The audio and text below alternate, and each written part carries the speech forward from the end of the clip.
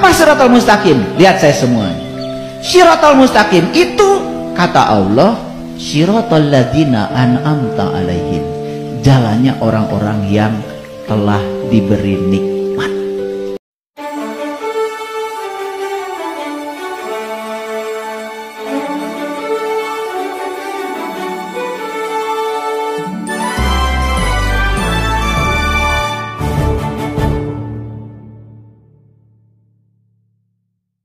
Itu saja. Jangan pakai tafsir, jangan pakai arti yang lain.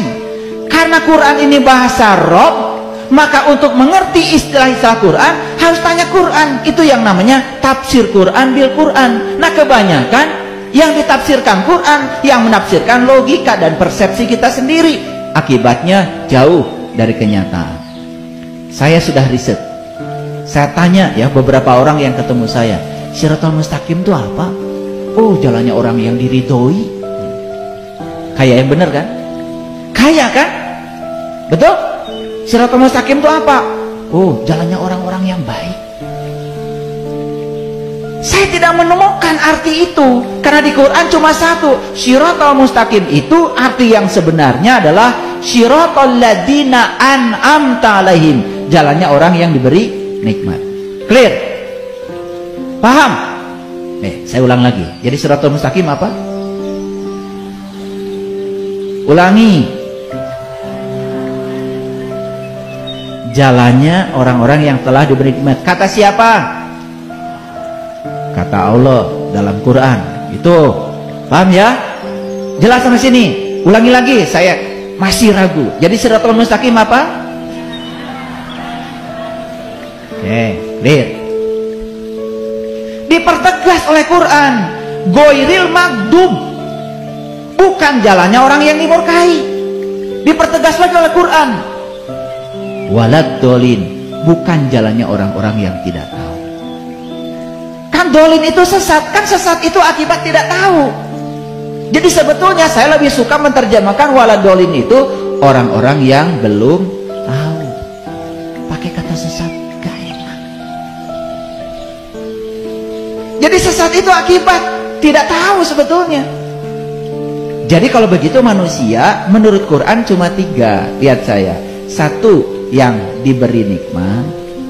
2, yang dimurkai. Oleh siapa? Oleh siapa?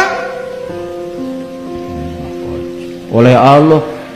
Memang Allah pendendam gitu? Allah Maha Welas Maha Asih. Allah tidak pernah murka sama kalian. Yang suka murka tuh kamu. Begitu beda, tidak sesuai dengan keinginanmu, kamu marah. Itu murka. Masa Allah begitu? Selama ini kamu, mohon maaf, tidak sejalan dengan Allah. Allah tuh cinta kasihnya masih saya ada. Kalian masih diberi napas, dikasih makan. Subhanallah. Oke, jadi ada berapa bagian menurut Quran surah Al-Fatihah manusia? Yang dapat nikmat, yang dimurtai, yang belum tahu. Gitu aja. Kira-kira kalian semua termasuk yang mana? Kan itu kalau ngaji harus ditanya dulu. Membaginya udah bener. Kira-kira, nih kira-kira, boleh, boleh ngaku-ngaku juga boleh, nggak apa-apa. Nanti kita buktikan. Kira-kira kalian termasuk yang mana? Ya? Sadayana? Bingung saya. Berarti dapat nikmat iya, dimurkai iya, tidak tahu iya? Nggak mungkin. Yuk, kita sekarang akan buktikan termasuk yang mana saya. Gitu. Tanya lagi Quran. Saya tanya, Quran, siapa yang dapat nikmat itu? Kan tidak boleh nanya logika, harus tanya Quran lagi. Nih kata Quran. Nih kata Quran.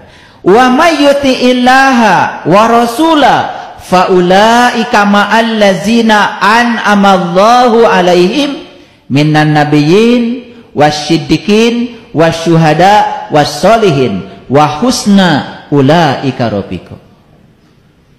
Barang siapa yang mentaati Allah dan Rasulnya, mereka itulah orang-orang yang dianugerahi nikmat. Siapa yang dianugerahi nikmat kata Quran? Cuma 4. 1, para nabi, minan nabiyyin, jelas bahasa Arabnya. 2, wasiddiqin, para siddiqin. Yang ketiga, wasyuhada, para penyaksi, syuhada itu.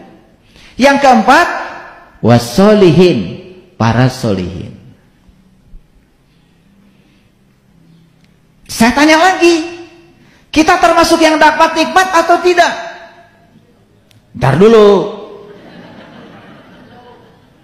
Untuk mengujinya gampang. Apakah kita termasuk 4 golongan yang ini?